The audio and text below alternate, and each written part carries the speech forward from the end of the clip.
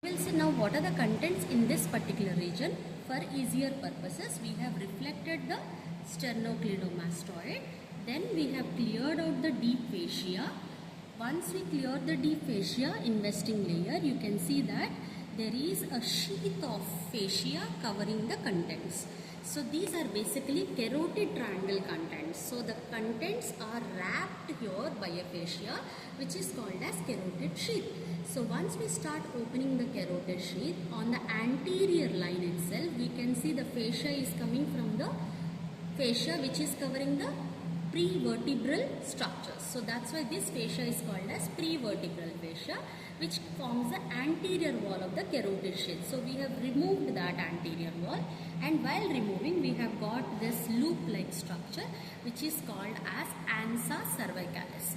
You can see the ansa cervicalis loop, which is actually giving branches to all strap muscles of the neck, sternohyoid, sternothyroid, oblique muscles. This is that superior oblique, superior belly of omohyoid muscles and inferior belly of omohyoid.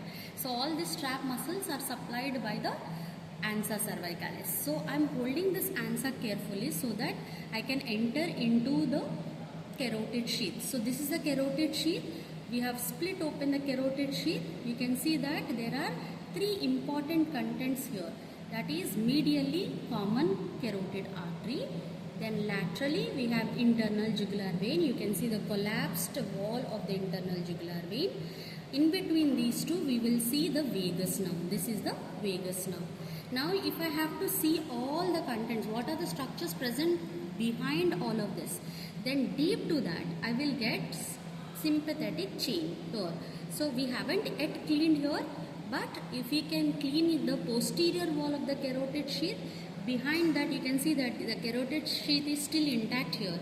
If we clean this region, we will get sympathetic trunk, so which is the sympathetic chain with spinal with the sympathetic ganglia present inside. So we haven't yet cleared that. So that is related to the posterior aspect of the sympathetic chain or carotid sheath.